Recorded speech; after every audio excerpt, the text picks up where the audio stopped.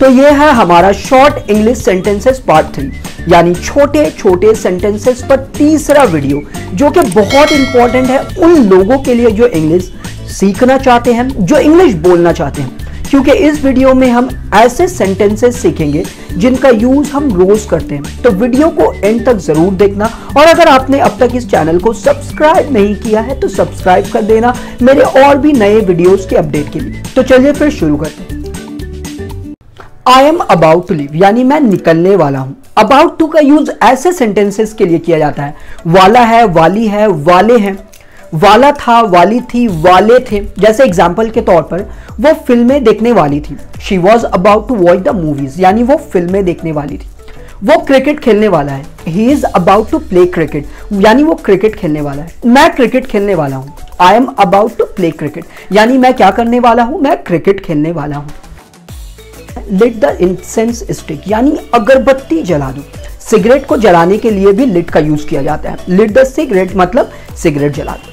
Take it easy यानी आराम से। जैसे मैंने आपको कुछ कहा और आप बहुत भड़क गए, और यदि मुझे आपको बोलना हो कि आराम से, तो मैं क्या बोलूँ?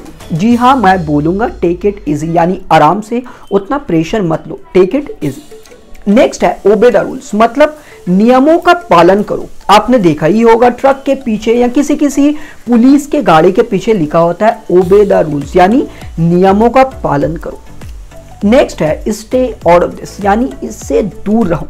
जैसे आपका कोई सामान रखा हुआ हो और कोई उससे ले रहा हो तो आप उसे बोल सकते हैं स्टे आउट ऑफ दिस यानी इससे दूर रहो। या फिर आपके और मेरे बीच बहस चल रहा हो और कोई तीसरा उस बहस में शामिल होना चाहता हो और हम उसे उस बहस में इन्वॉल्व नहीं करवाना चाहते, तो हम उसे बोल सकते हैं स्टे आउट ऑफ दिस यानी इससे दूर रहो, हमारे बहस से दूर रहो।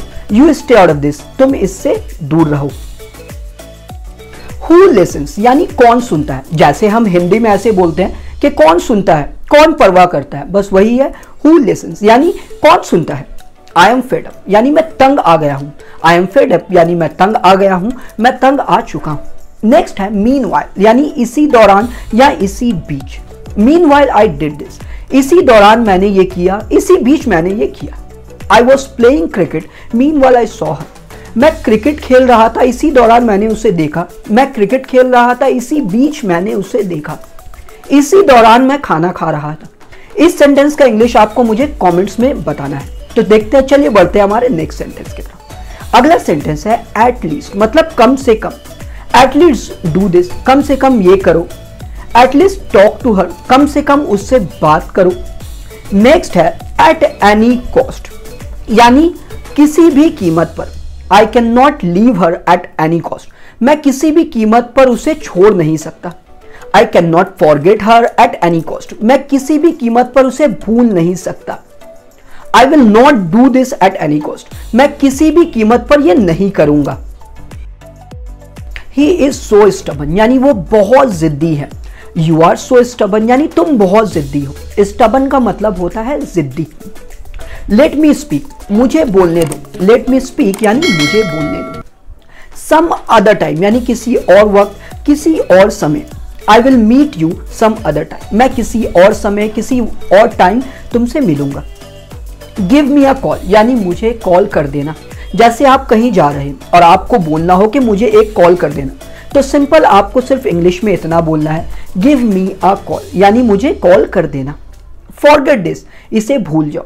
फॉरगेट दिस यानी इसे भूल जाओ। गुड आइडिया, अच्छा विचार है। गुड आइडिया मतलब क्या है, अच्छा विचार है। वॉच क्लोजली यानी ध्यान से देखो। वॉच क्लोजली मतलब क्या करो, ध्यान से देखो। आस्क हिम, उससे पूछो। आस्क हिम यानी उससे पूछो।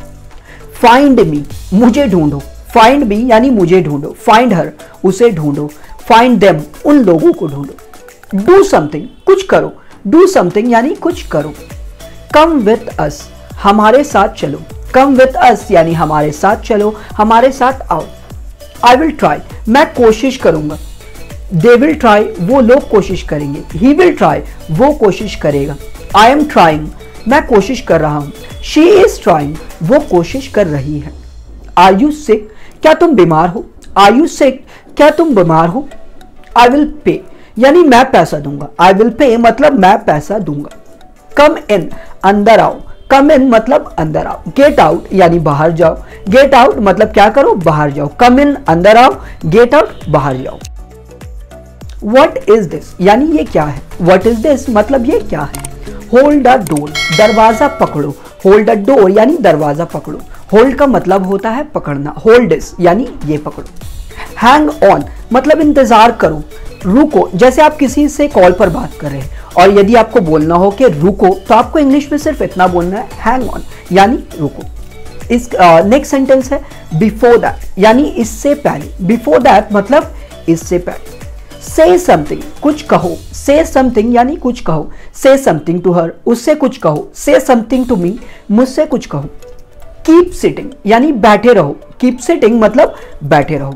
कम फॉरवर्ड आगे बढ़ो, कम फॉरवर्ड यानी आगे बढ़ो। फिक्स दैट इसे ठीक करो, फिक्स दैट यानी क्या करो, इसे ठीक करो, फिक्स दैट।